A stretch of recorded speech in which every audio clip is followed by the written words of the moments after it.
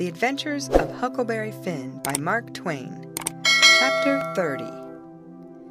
When they got aboard, the king went for me and shook me by the collar and says, "Trying to give us the slip, was ya, you pup? Tired of our company, hey?" I says, "No, your majesty, we weren't. Please don't, your majesty."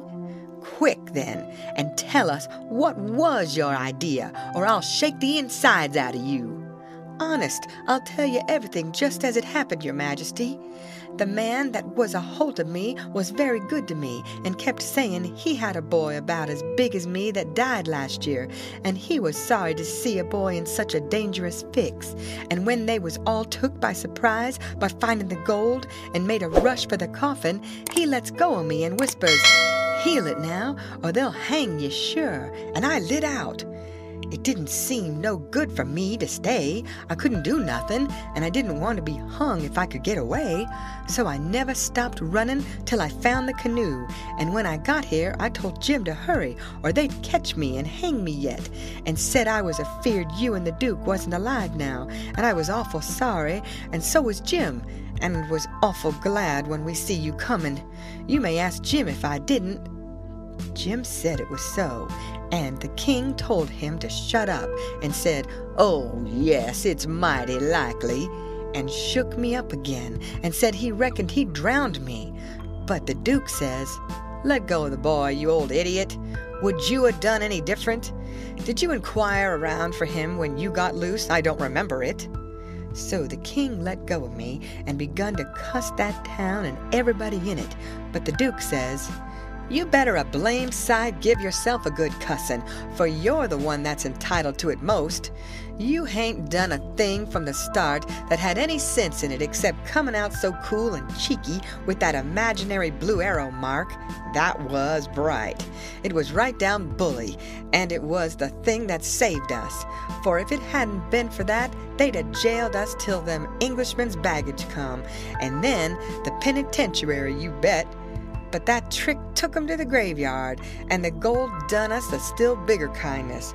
For if the excited fools hadn't let go all holts and made that rush to get a look, we'd have slept in our cravats tonight. Cravats warranted to wear, too, longer than we'd need 'em." They was still a minute, thinking. Then the king says, kind of absent-minded like, "And we reckoned the nigger stole it." That made me squirm. "Yes," says the Duke, kinder slow and deliberate and sarcastic, "we did." After about half a minute, the king drawls out, "Leastways, I did." The Duke says the same way, "On the contrary, I did." The king kind of ruffles up and says, "Looky here, Bilgewater, what are you referring to?" The Duke says, pretty brisk, "When it comes to that, maybe you'll let me ask, what was you referring to?" "Shucks," said the king, very sarcastic, "but I don't know. Maybe you was asleep and didn't know what you was about." The Duke bristles up now and says, "Oh, let up on this cussed nonsense. Do you take me for a blame fool? Don't you reckon I know who hid that money in that coffin?" "Yes, sir, I know you do know, because you done it yourself." "It's a lie," and the Duke went for him. The king sings out, "Take your hands off. Let go of my throat. I'll take it all back." The Duke says, "Well, you just own up, first, that you did hide that money there, intending to give me the slip one of these days, and come back and dig it up and have it all to yourself." "Wait just a minute, Duke. Answer me this one question honest and fair. If you didn't put the money there, say it, and I'll believe you, and take back everything I said." "You old scoundrel, I didn't, and you know I didn't. There now." "Well then, I believe you, but answer me only just this one more. Now don't get mad.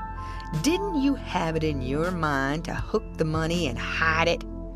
The Duke never said nothing for a little bit. Then he says, "Well, I don't care if I did. I didn't do it anyway, but you not only had it in mind to do it, but you done it." "I wished I never die if I'd done it, Duke, and that's honest. I won't say I weren't going to do it, because I was. But you, I mean, somebody got in ahead of me. It's a lie. You done it. And you got to say you done it, or... The king began to gurgle, and then he gasped out, "No, I own up." I was very glad to hear him say that. It made me feel much more easier than what I was feeling before. So the Duke took his hands off and says, "If you ever deny it again, I'll drown you. It's well for you to sit there and blubber like a baby. It's fitting for you, after the way you've acted. I never see such an old ostrich for wanting to gobble everything. And I a-trusting you all the time, like you was my own father. You ought to be ashamed of yourself to stand by and hear it saddled on to a lot of poor niggers, and you never say a word for 'em. It makes me feel ridiculous to think I was soft enough to believe that rubbish.